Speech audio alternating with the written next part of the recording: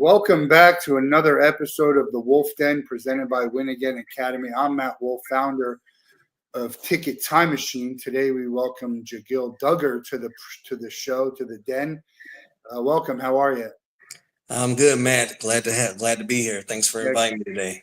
good to see you again. We tried to get this done on Radio Row at the Super Bowl in New Orleans and had some technical difficulties as well as right before we got on here, but here we are. So for those people who don't know who you are, give them a quick intro and we'll get to it. Yeah, Jegil Dugger, former college and professional athlete, running back, and currently entrepreneur, CEO and founder of Pi. And Pi is? Pi is the new standard in the hospitality and retail industry. We're on a mission to empower large and small businesses by improving three key components: labor efficiency, reducing customer wait time, and payment security. So when we look at it all, we're basically building self-ordering kiosks is our focus product. We're building a lot of automated technology for the hospitality and retail industry to make it easier for the customer experience as well as the business owner. So we're going to get into all of that because it's fascinating stuff, and you are an entrepreneur. Sure. How did you get to be an entrepreneur? You mentioned that you were a college and professional athlete. At what point did you start to think, I need to do something other than sport? Interesting question, Matt. So as an athlete on the collegiate and professional level, as most athletes, your dream is to play sports forever. And so transitioning from sports into your next venture can definitely be difficult. My dad was an entrepreneur. I grew up in Detroit, Michigan, and my dad owned a construction company at the time, kind of a mom and pop, did roofing, built commercial buildings, things of that nature. But so I learned what hard work meant at the time, and I also learned entrepreneurship by spending summers working with my dad in high school. And so that was a big influence on my life. I will say that immediately after my playing career, I went into teaching and coaching. A lot of my former high school coaches told me that I would definitely enjoy the process of being a coach as well as I enjoyed it when I was an athlete actually playing the game. Unfortunately, I did not get as much satisfaction as I did as a player, as a coach. So after about 3 years of teaching and coaching, I decided to try my hand in entrepreneurship based on what I saw and experienced with my dad. I felt that it would be something that would fulfill my passion as being an athlete did. Why do you think you didn't have that same enjoyment? Well, I mean, I think coaching, when you're coaching, it puts you in a unique situation. I will say I still, like, to this day, enjoy mentoring athletes, and I have a small pool of athletes on the collegiate, on the professional, and even on the high school level that I've been a mentor to. But when you're working a full-time job and you're teaching high school, at the time I was teaching history and I was coaching a high school football team in Alabama. And I think the one thing that really got me at the time from an enjoyment standpoint, the particular pool of kids that I was coaching just did not have the desire that I had in regards to seriousness of the game and so forth. And I think that was part of it. So perhaps my expectations were a little bit too high. I think that for me, being a student of the game and actually playing was one thing, but as a coach, you spend a lot of time of breaking down film and spending time on that side of it and game planning, and it's a 7 days a week job. And a kid goes out and get their first kiss or decide that they no longer want to play the sport, and it could definitely change your game plan. So experiencing that on the high school level was tough. Yeah. How did you come into the kiosk world? There's no natural fit. It doesn't pop into my head. Oh yeah, that makes sense. Yeah. How do you go from being a running back to manufacturing kiosks? Interesting. So after my playing career and after teaching, I tried my hand in entrepreneurship. I was able to find some success early. My former teammate of mine, dad, was in the casino business, and so I went to his dad and I wanted to find out about that business. I saw that he was doing pretty well, so I started a company where we were actually doing more so casino vending, and I was providing technology across the country. We weren't building anything. We were a reseller, and I took the company from zero to about $2 million in revenue by year two. And so I figured out that I had this entrepreneur stuff figured out, and could try my hand at different ventures. And so decided to take a pivot a little bit away from that while I was having some success as a casino vendor company. Decided when Obama got in office and increased the taxes on tobacco, this is around 2008, decided that I would start a cigar company, tobacco company, to go along with what I was already doing. And so here I am. I'm in my late 20s, and I'm having a lot of success from a standpoint of the casino vending company, and now I have a second company that we're manufacturing cigars. We're competing with John Middleton and Swisher Sweet and Black and Mild cigars, and unfortunately made a bad decision and was indicted in 2009 by John Middleton and Swisher Sweet for trademark infringement. And so in 2009, that was a huge year for me, because it's the same year I got married, and so 2 months after I got married to the date, I was indicted for trademark infringement, and had never been in trouble before. Always been a pretty stand up kid, and knew growing up in the inner city that stay away from drugs, stay away from crime, and you'll be okay. But didn't really understand the white collar side of things, and so being indicted on trademark infringement led to me What is spending that?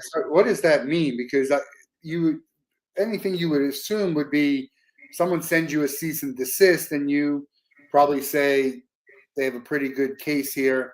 We'll stop doing it. So what? How did that transpire? Yeah, so initially it was a civil and a criminal case.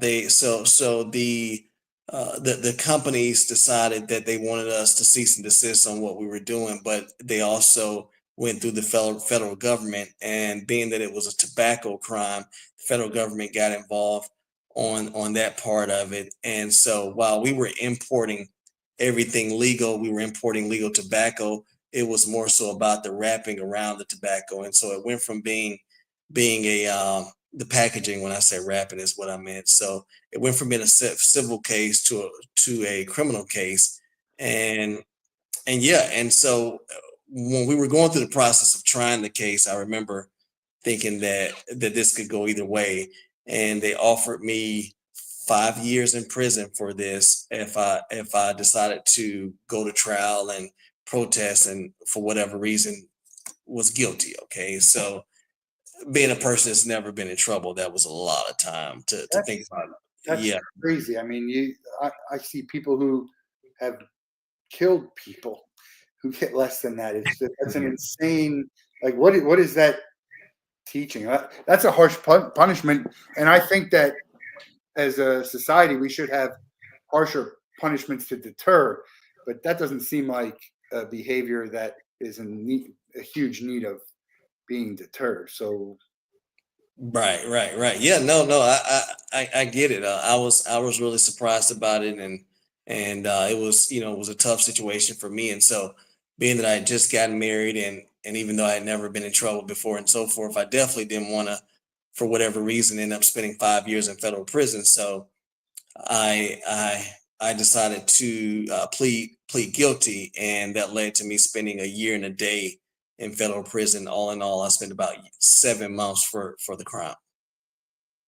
that's it's I don't even know what to say to someone like that. It's just was there a reason? Were you like targeted in something, or I mean, I'm sure you're not the only one doing this. Yeah.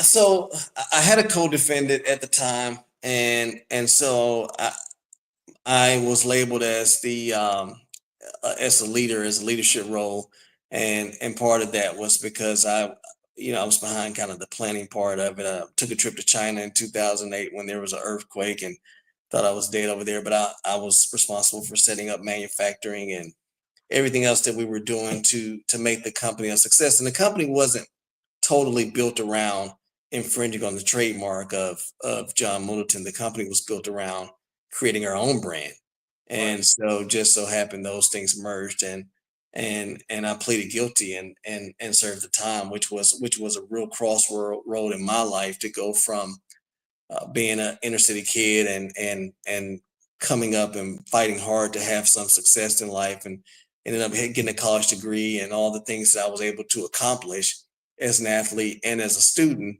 and then have to go back and spend time in federal prison in my late 20s, early 30s for such a type of incident really was eye opening for me. So you had just gotten married. Just got married, yeah, 2 months prior. What did your wife think about all this? Oh man, my wife at the time. She's not an inner city. She's more of a suburban. She's born in India, and and so it was already a huge process of me being an African American or marrying a female from India. And so even while she was born in the U.S., it was still huge. You don't see a lot of interracial marriages at the time, especially of those two different races. They still believe in the caste system and a lot of other things, and arranged marriages and everything else that was going on with the Indian culture. And so she really stepped out to make a decision to marry me, and of course I made a decision to marry her. And it was very, very tough for her to go through what she went through at that time, because during the time, from the time I got, I was indicted. We A year later, she became pregnant with our first child and had a stillbirth, and so our first daughter died at 7 months. To the time I actually served my time, which was in 2012. So from 2009 to 2000, I think we had our stillbirth in 11, and then I finally served time in federal prison in 12. I mean, we went through a lot in our marriage, as far as being there for each other and really sticking through the tough times, and that has gotten us to today. But no, it wasn't easy for her for sure, but she was able to stick it out with me. That's 3 years with something like this over your head. Why does it take that long?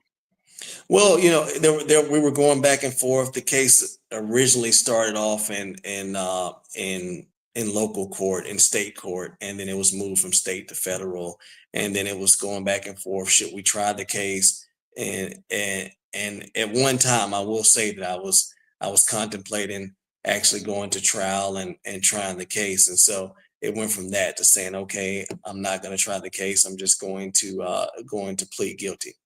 So when you plead guilty, you obviously had to serve the time. I want to hear just a little bit about what that was like. But then, it's a year. I got to move on with my life. How did that affect what you were wanting to do? Yeah, so during that time, I was still running the business in the casino industry. It was still a successful company. We were still generating a large amount of revenue, and so we were still doing well with that. And so during that time, my focus was on that company, and then also on battling with this case. And so that's all I had in my mind as far as what I wanted to do. And the one thing about federal prison is there eventually in 2011, because I actually started serving my time in February of 2012. I was sentenced and I was given a date. So in other words, I was told to be in federal prison in Montgomery, Alabama, and I can't remember the exact date, February 16th by 12 noon.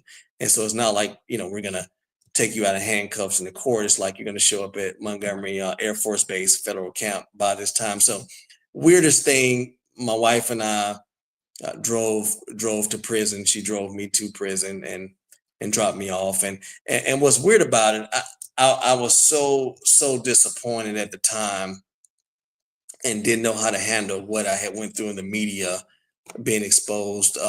Media really beat me up on it, but the media never did come back and pick up the fact that I was actually sentenced to time.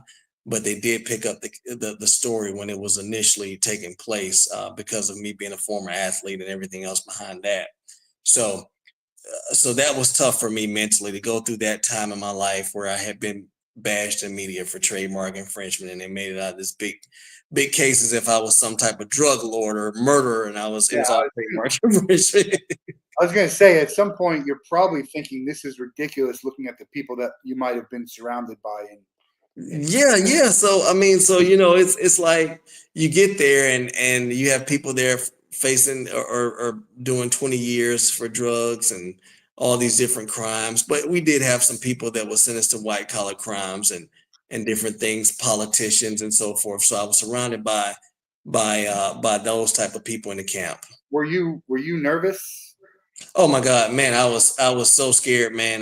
The first day that I reported to federal prison, and so my wife and I told everybody that I that I was going on a vacation. That I was going on a long vacation or out of the country for business. We weren't telling a lot of people that I was actually going to prison because I was embarrassed and nervous about it. But I remember getting there and I just going through that process and going through what they take you through to actually process in the prison. And so I mean, that first night I cried.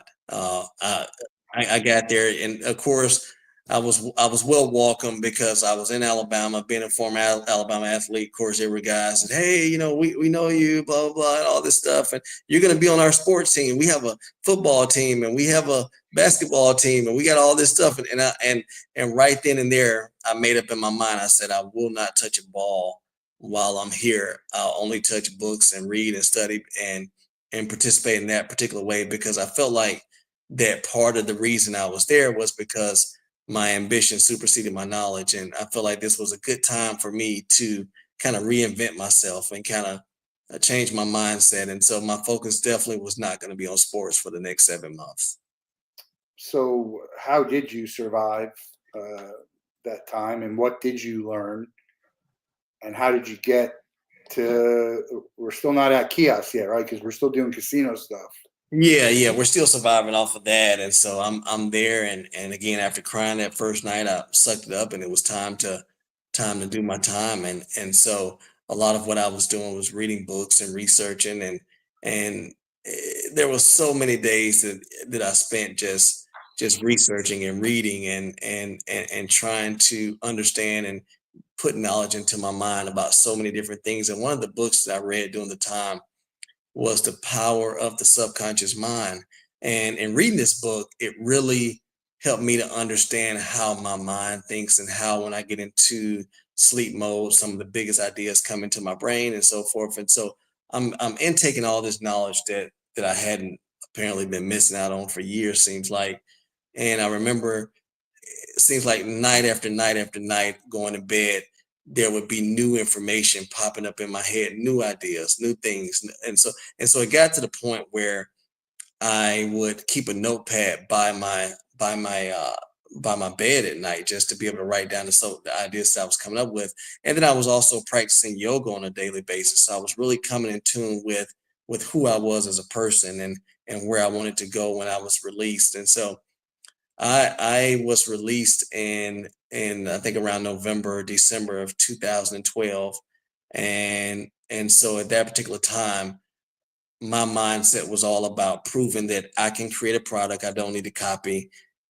I can do well in a business that can be seen as something that is totally upstanding in all environments. Being in Alabama at the time, even having a casino vending company wasn't something that was a popular or something that people really looked up to. It's like we got what you call the belt, the Bible belt in Alabama, and so it's still like Smoking.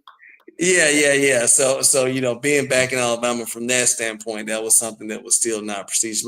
But I wanted to really prove to myself the things that I can really do, that I can create a product. And so within a year of being released from federal prison, I had my first patent.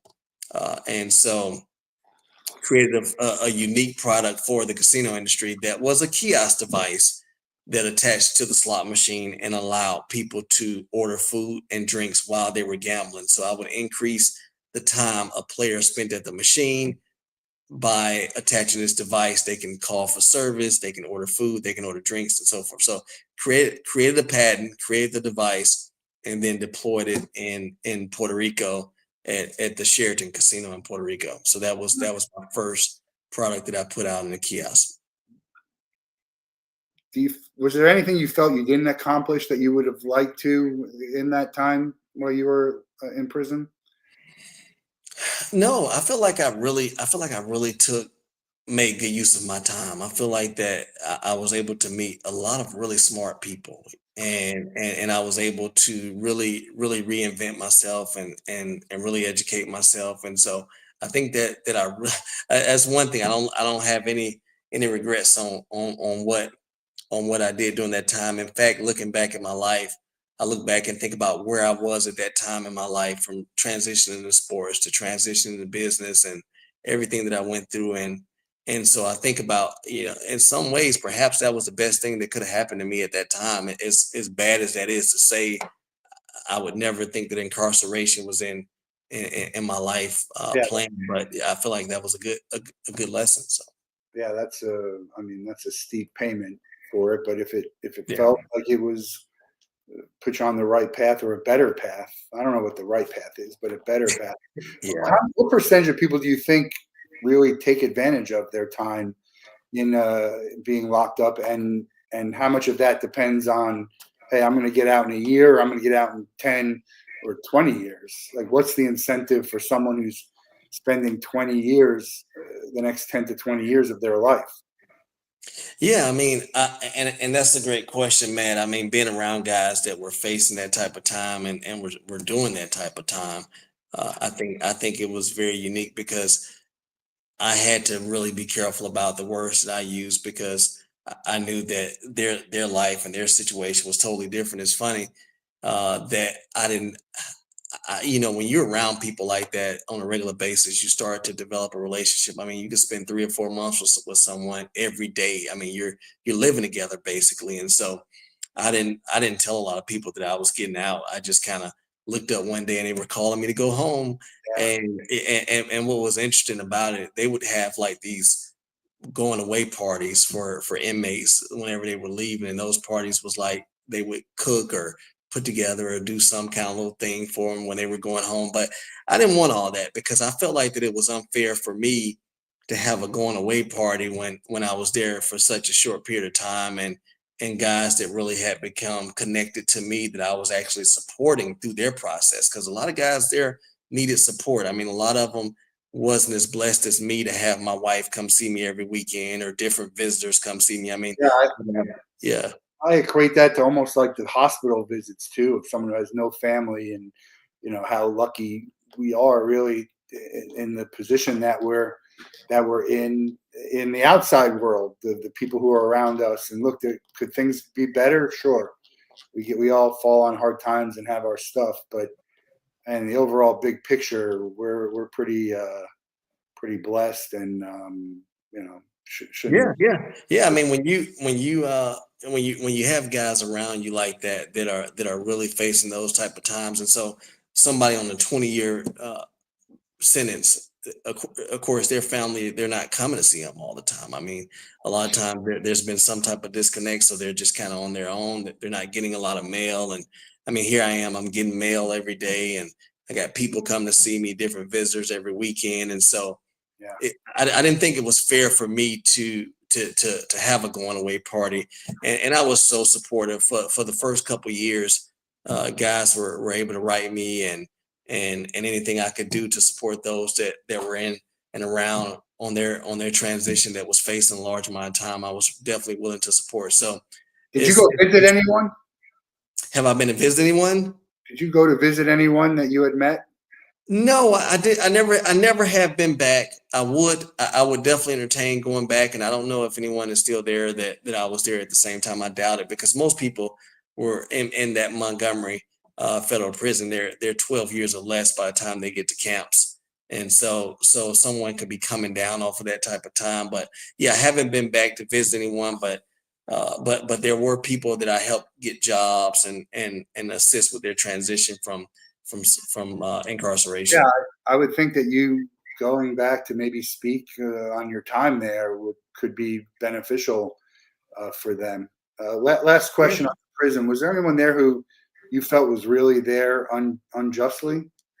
yeah, myself. I'm just joking. Just kidding. Yeah, and I actually have a relationship with the warden that was there. He's retired now, but we still keep in touch. It's funny. he would definitely do a lot for me to make me comfortable while I was incarcerated. But uh, I think that there were a ton of people that were that were there. You know, it's hard to really say if someone was there unjustly, because of course people have their own stories, right? There's two sides to every story. So I can't say that there was one particular story that stuck out to me to say that that person was unfairly incarcerated. I can't really speak on the story that I remember. So let's get to the kiosk. You get out and you already have the inroads of the casino. I think it's a very smart move to be trying to sell something or create something that is in that world. I mean, that's the world you've been comfortable with. So you create this kiosk, and all of a sudden you're deploy it in. You said Puerto Rico was the first place, That's correct. Yes, San Juan, Puerto Rico. That's correct. and what happened? It was good. I was able to make some relationships that I've already had benefit what I was trying to accomplish, of course, and I think that's important in entrepreneurship. A lot of times we want to get outside of what we're doing, and when we get outside, we get totally outside of it. But if you're able to build relationships in the industry and you're able to create something that fits within the relationships that you have, it can be very important for early success. And that's what I was able to do. And so I was able to find locations that were willing to beta trial my technology, which what we call in the tech world when you're looking to deploy a new product. So I was good enough to be able to find something like that to be able to beta test, and so we were able to have some success early on in deploying the product. And even though we had some success, there were some things that came about by operating in the casino industry and providing a service product that was different hurdles for us. And so the more I saw those hurdles, and the more I looked at things as a whole, I decided, and the way that the technology was transitioning, the slot machine was transitioning from the old fashioned three reel machines, as they say, to more of digital screens. I don't know if you recall, where when you go to a slot machine, they had what they used to call the one handed bandit, where you put it on the side and so forth. And so I saw the transition happening from the one handed bandit to digital touchscreens and everything they have in the casino But industry. mentally, people like to pull that, right? Right. Yeah, yeah. People like to pull it, but I mean, they've built technology now to where people like to push and touch more than they like to pull now, just because of technology. I mean, you're seeing these huge touch screens, like 60-inch touch screens Yeah, and so forth. So what I actually built from a kiosk standpoint was actually more so designed for the legacy machines, like the one-handed bandit and so forth. It was a retrofit device, and so IGT and Bally's, some of the huge casino companies, saw what we were doing, and they built the self-ordering technology software inside of the touchscreen. So you would be ordering food. You can be gambling at a digital touchscreen, and then the screen shrinks or slide over, kind of an option, and then you can place your order right there on the touchscreen. And so I saw that into the works, and so that's why I started to take a pivot and focus my self checkout more so in the restaurant and retail industry. I mean, you're solving a couple problems. One for the restaurant or store itself, and and the customer experience. It's kind of makes it streamlines it, but also makes it a better experience for the customer. Right, and I mean, we're talking right now. So here I am. I'm released in 2012. I got a patent by 13. We're working in the casino industry, and we're talking now. We're somewhere around 2016, where we're starting to focus on the restaurant and retail industry. So we're starting our R&D, research and development, around 2016, which takes us all the way to about 2018, 19. And so I was early in seeing the vision of what was going to take place with the cost of labor, and also inefficiencies that restaurants were facing. And then also, I was early in seeing that there were going to be labor shortages and so forth. But what I was not early in envisioning was the fact that COVID would transpire, and that was pretty scary for our industry when it first transpired. Yeah, so let's talk about COVID. I went all in COVID. A year of no events, you would think, well, that's terrible, but it wasn't, because I had time to grow my brand, grow my network, talk to people who wouldn't have talked to me Mhm. otherwise. So how did you utilize COVID, and what was that like for you and the company?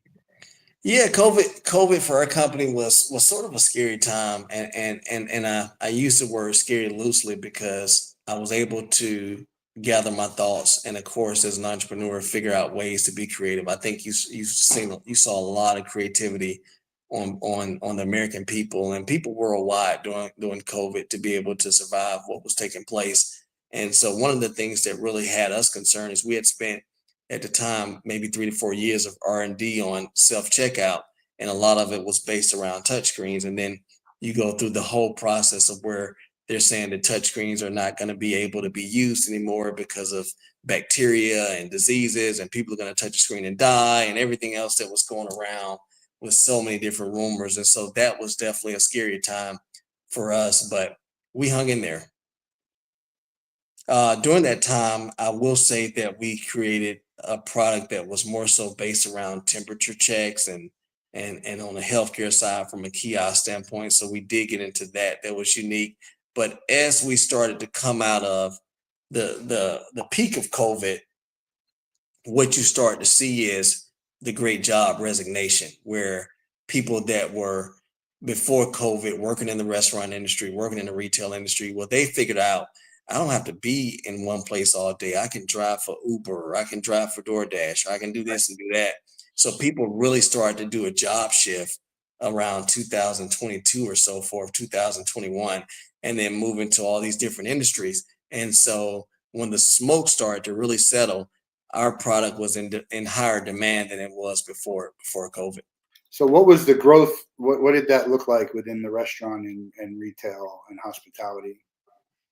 From a self checkout standpoint, I think we've seen probably 100% growth on it from that standpoint. I mean, just because of, and we're seeing more and more growth now that states like California are going to $20 minimum wage and $25 minimum wage, and you're still seeing that the restaurant industry is being impacted by labor shortages for a number of reasons. One, because of job shifts and people are thinking of doing other things, and there's so many other opportunities out here where you can work remote and make the same amount of money. So, and the sad thing about that, I remember when early on in this business, I had someone tell me, "Well, you creating this technology, you're killing jobs." And I told them at the time, I said, "No, we're saving businesses." And this was prior to COVID, but now where we stand today, I mean, we really are saving business. And so I say that because you have a lot of major franchises. When you look at what McDonald's have done, and you look at what some of the smaller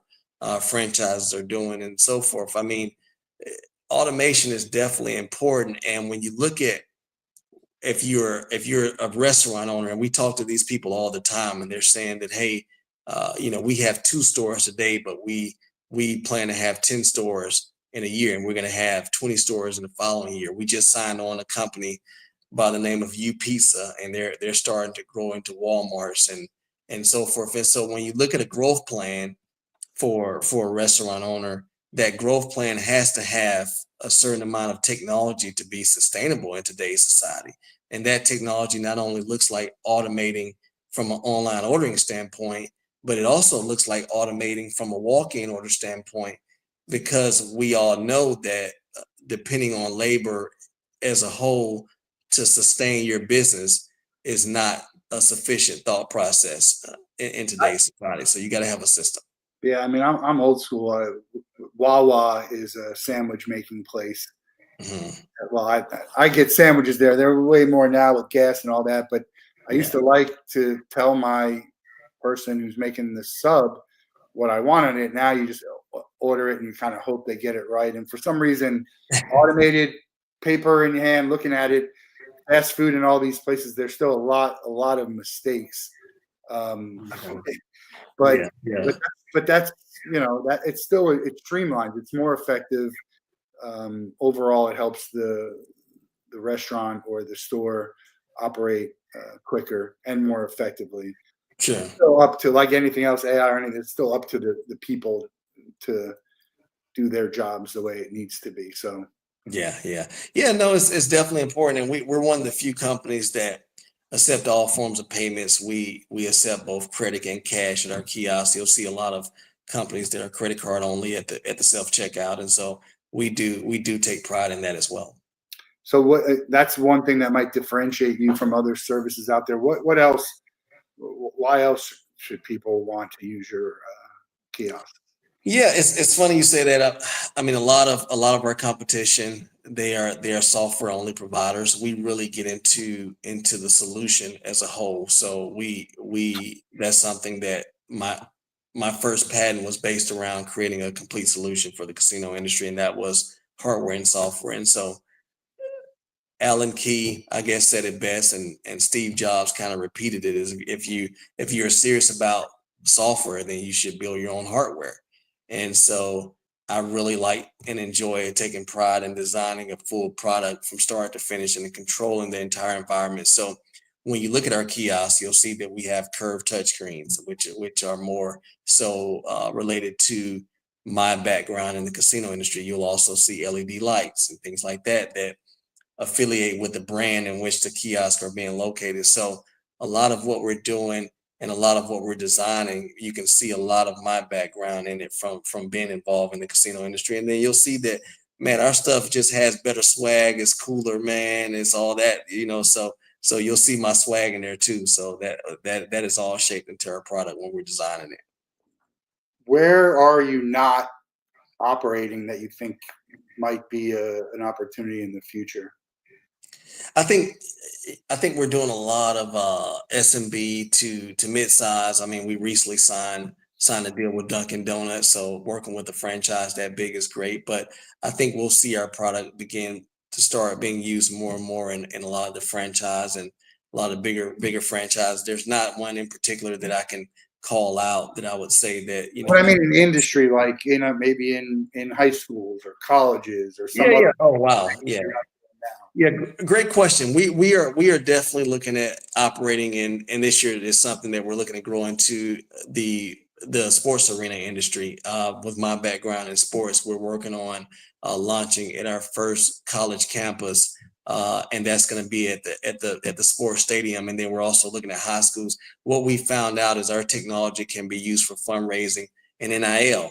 So we're working with the college right now on basically using our self checkout as a way to be able to fund NIL through credit card processing transactions. So that's something new that we're definitely looking into.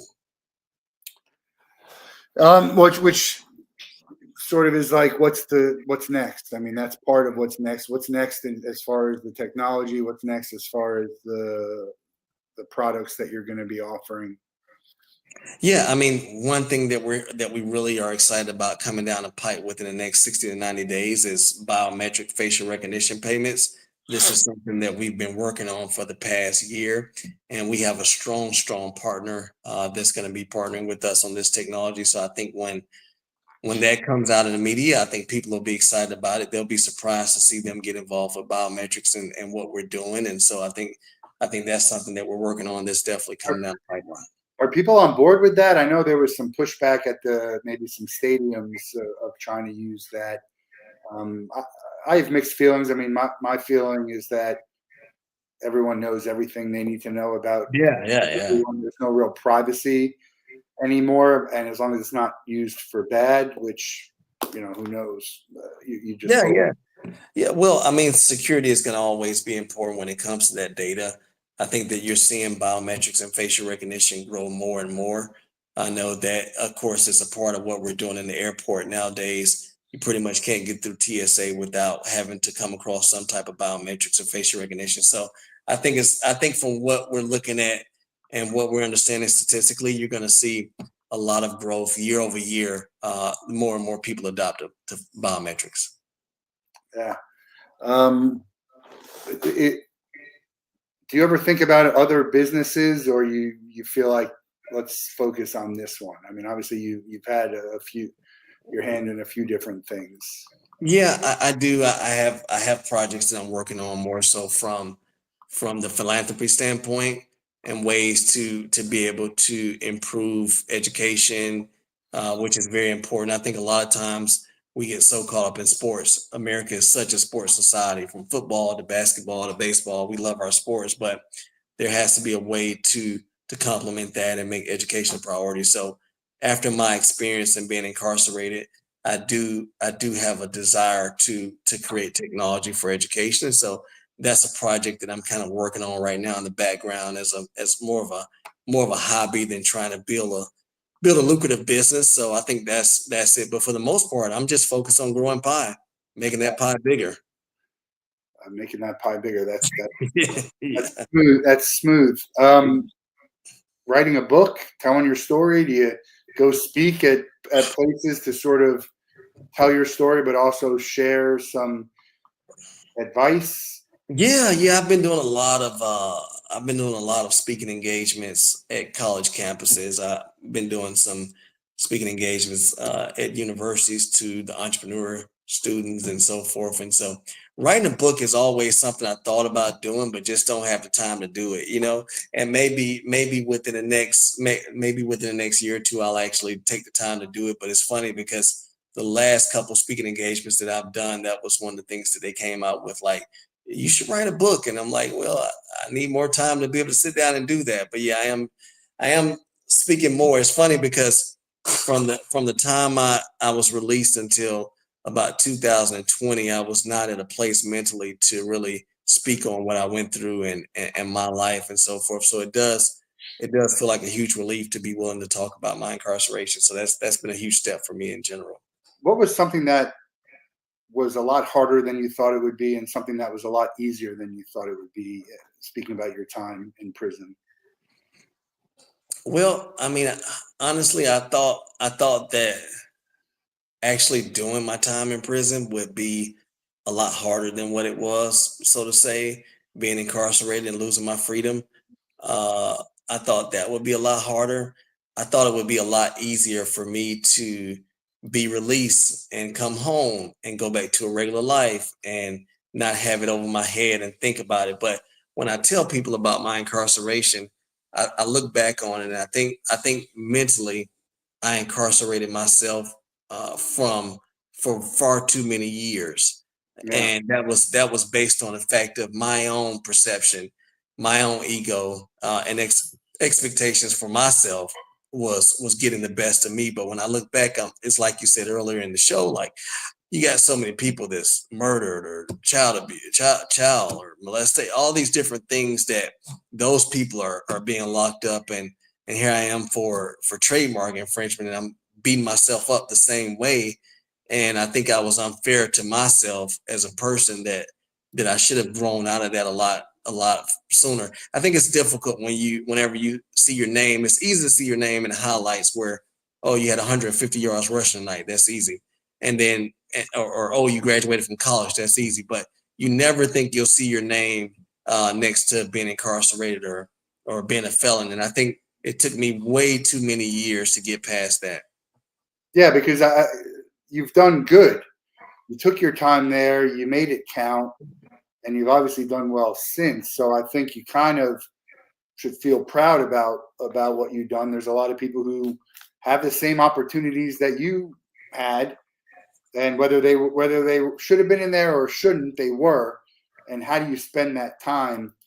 But I do understand the thing. Like you belong, you deserve to be in there because you broke the law. But also, did you really belong there because of what you did? I mean, is that the best use of how to punish someone? I would say probably not. And then there's so many other people. We can get into. We don't need to get into this aspect of it, but you know, African Americans who get in trouble and are serving stuff that's really ridiculous. And it's obviously, I don't know the numbers, but it's at a much higher rate than everyone else. Um, but you used it for good, and so I think that's something that you should really be proud of. And not everyone does it. They have the same opportunity, right? You didn't get anything special necessarily that anyone else who went in there couldn't have done. Right, right, right. No, I definitely agree with you, and I think all of it comes down to the mindset. How do you handle adversity? And that was something that I knew going in. And that's something that I think I've learned from sports. It's like you know as a running back that you're going to get hit hard. And I think the more we realize in life that you're going to get hit hard, I think you need to be able to be prepared. Old Deacon Jones used to always say a hard hit would make a coward out of anybody, right? And so I heard him say that when I was a kid growing up and when I first started playing the game. And I would always think like, whatever happened to me, I'm not gonna let a hard hit make a coward out of me. And so I was expecting that to happen in life, and it happened, and I really was motivated to make the best out of it. Yeah, that was one of my favorite scenes in Rocky is when he's talking to his son and said, "Doesn't it's not how hard you get hit; it's how you bounce back and get up, and that's how winning is done." That's how winning is done. Nick Saban would say, "You get knocked down 8 times, you get up nine," and Yeah. that's what it is. What one thing I do want to address is you said something about losing your freedoms, and to some respect you did, but you also had all this opportunity while you were in there to read, to have visitors, probably exercise and all of that. And I think that's important for prison life because locking someone up and taking everything away from them, I don't see how that would be helpful to anyone. Do you agree with that? I agree. I agree. I think of course circumstances are different, crimes are Yeah, different, the mindset are different, and they have different levels of incarceration based on the crime and based on what you've proven as far as behavior. But I will say that I mean, being incarcerated in Montgomery, Alabama, it's a federal camp, and so we actually had jobs. So we would actually work on a military base, on the Air Force base. Some of the inmates, and some inmates would work on the campus in the kitchen, things like that. So one of my jobs were to work on the golf course, and so I mean, just going out on the golf course, having to groom the bunkers, and having to help cut the grass, and maintain the golf course. That was one of the jobs that I had to do every day.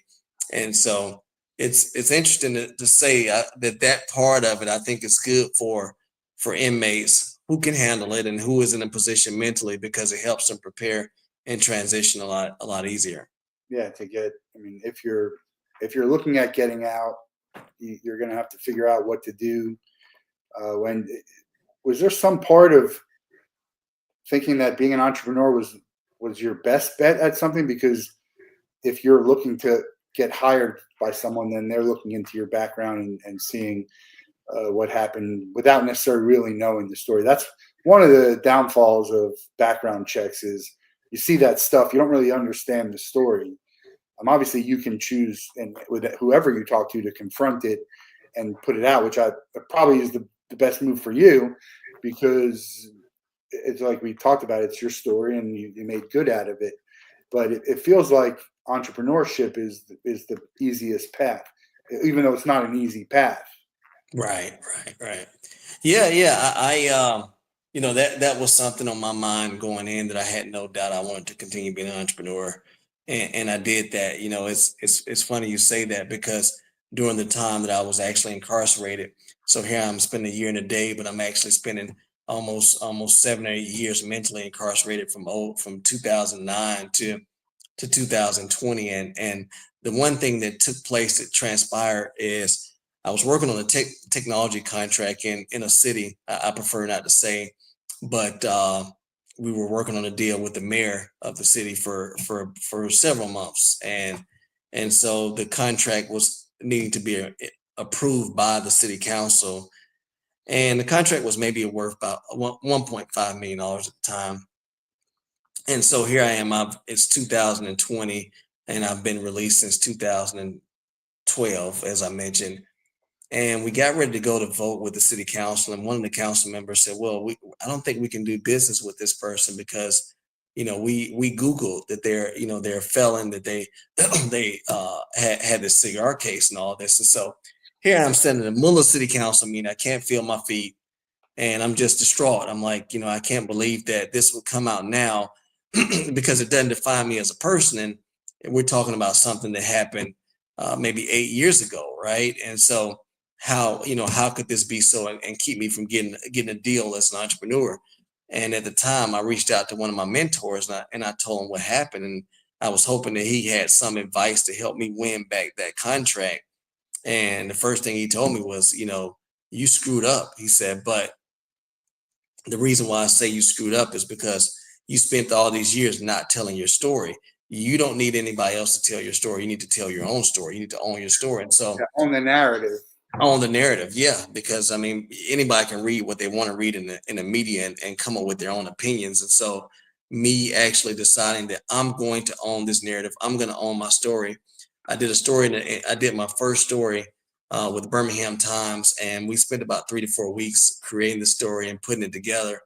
And that was the first time that I actually came out and talked about some of the things I had been through during the process. And once that story was released, I remember the night before asking, can I proofread it and ask for edits and so forth. And so they didn't allow that, of course. It's just wasn't possible to be done. But the story released, and my wife cried the next morning when it released, because during those 8 years, I realized not only was I causing mental incarceration on myself, I was also causing mental incarceration on my loved ones because of everything they were going through because of my struggles.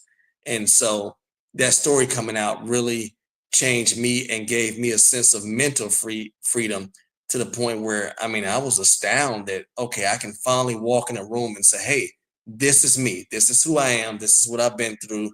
And this is the path that was chosen for me to take. And so, by a much higher power than I am. And so it's been definitely fulfilling to be at a point in my life where I'm fine with talking about it. Is there something we can do to designate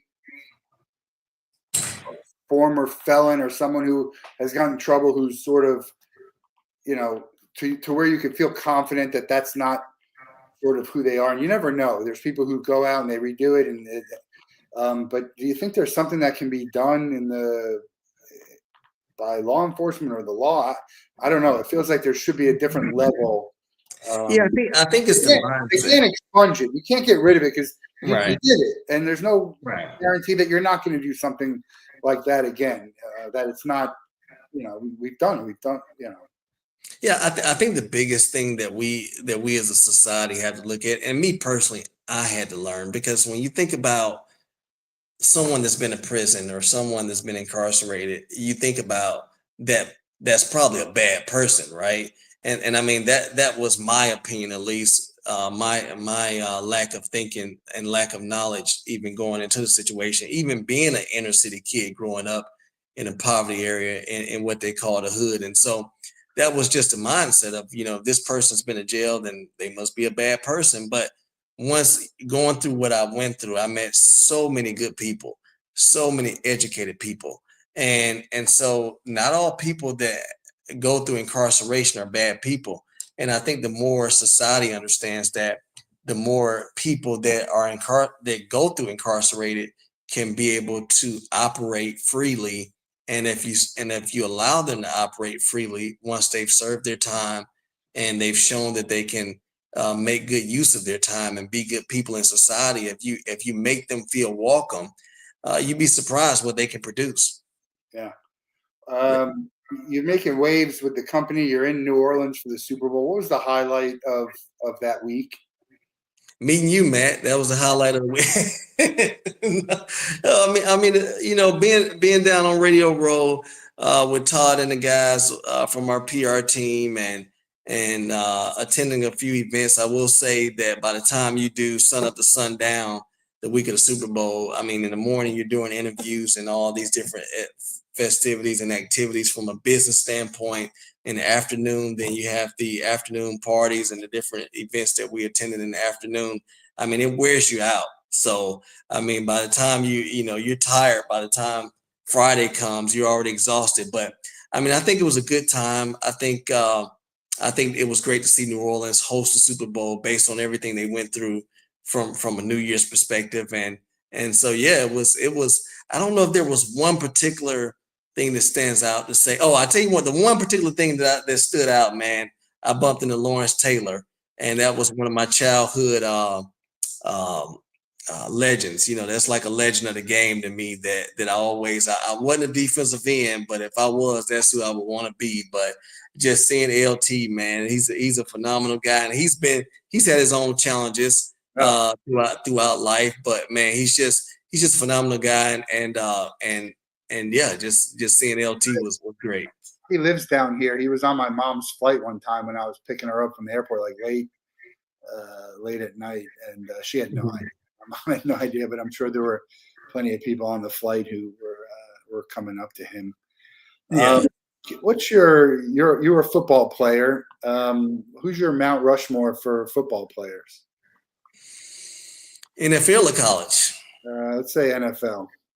NFL, man, I've really liked what Saquon Barkley has been able to do for the running back community. I think there's a secret society amongst former running backs, and I think that we all were disheartened by the devaluing of the running back that took place within the past decade. You know, the league went to the NFL wants to go to a passing league. Collegiate football wants to go to a passing league, you know, and so everybody want to pass the ball. I think we saw in the playoffs where University of Texas gets on the goal line and they want to get in shotgun and, you know, and so forth. And so everybody's looking at how we can pass the ball. And so when that happened, you saw in the NFL draft, a lot of running backs started to go low rounds. And then them not wanting to pay running backs when it come time for free agency, and when you look at trading and all the things that were transpiring. So we really needed running backs to produce and show that we bring value to the offense. And in fact, we can be the difference between winning and losing the game. I mean, you see that with, you know, feature backs like a Barkley, like a Jahmyr Gibbs in Detroit, and some other backs. So, you know, Derrick Henry. And so I'm just happy to see that they brought the value back on the position. Yeah. Technology, you're a technology guy. Is it making sports better? I think it is, man. I've been amazed at what I've learned about on what they're doing from technology to be able to track fatigue and everything they put in the guys' past to understand how fast they're running and when they're getting tired and when they're not tired, you know, and level of energy and everything that they've been able to do from that standpoint is just amazing. It's amazing to see what sports have come to and being able to analyze plays. And now you got virtual reality. I'm curious to see how far VR and AI is going to participate and grow the training process for athletes. I'm really, really curious to see that as well. There's been a wide variety of prison movies, some almost like comedy, like The Longest Yard, and some that were more serious. Yeah. Any favorites? Oh man, I'm definitely a Longest Yard fan, and I like the one with Adam Sandler, Michael Irvin, and Nelly. You know, that's more my take. But I do like the old Longest Yard. That's definitely a fun one. But I will admit, my time in Montgomery at the federal level was not nearly like that experience of what you see on the Longest Yard. Oh, sure. Who plays you in the movie? If I got a movie, wow, that's a good question, man. Who plays me in the movie? Oh man, that's a good question, man. Maybe like a Don Cheadle or something. I don't know. Yeah. Omar Epps, maybe. Omar Epps, yeah, maybe Omar Epps, yeah. We're gonna let you out of the Wolff Den with the same question everyone gets. You can spend 24 hours with anybody in the world, but they have to be alive, and you can't be related to them. Who would you choose, and what would you like to do? That's a strong question, man. If anybody in the world, they got to be alive, huh? They have to be alive, and you can't be related. And I spend an entire day with them. Yep. Oh man, you're gonna get me in trouble with my wife now. Yeah, I think our last guest said Taylor Swift. Yeah, I definitely don't think it would be Taylor Swift. Man, there's so many good people from a mentor standpoint that I would like to spend a day with. But comes to mind, it could be mentoring, it could be someone just to have fun, playing basketball and golf with Jordan, or yeah. I probably, if I had to choose somebody, man, it probably would be spending the day with you know what? It would be, what's the head coach of the Steelers? Tomlin. Yeah, I would spend a day with Tomlin, man. I bet he's a fun guy. Yeah, I bet Tomlin's a fun guy, man. He's probably fun. Yeah, I would definitely spend the day with Tomlin, man, and talk football, man. He's had a long career in the NFL, and I don't think people realize So he's consistent. Yeah. so consistent. So And he's consistent. won. It's not like he hasn't won. It's been a while, but if you look at it, like people like Belichick, it was a while. He hadn't won in a while, and a lot of Yeah, these coaches yeah, have won, but they haven't won. Even in basketball, it's yeah. very hard to win. People don't realize how hard it is to win. It's hard. You got to appreciate while you can. Yeah. Really great to chat. Great to meet you in New Orleans. Check out the website. It's mypyepos.com. The company is Pi Kiosk Technology. That's where it's at. Reach out if you have any questions, and look forward to seeing you hopefully at another event soon. Thanks for having me in the den, Matt. We'll stay in touch. Yeah, Have a good thanks day. a lot. Everyone have a great day and do something good with your time. Talk to you soon.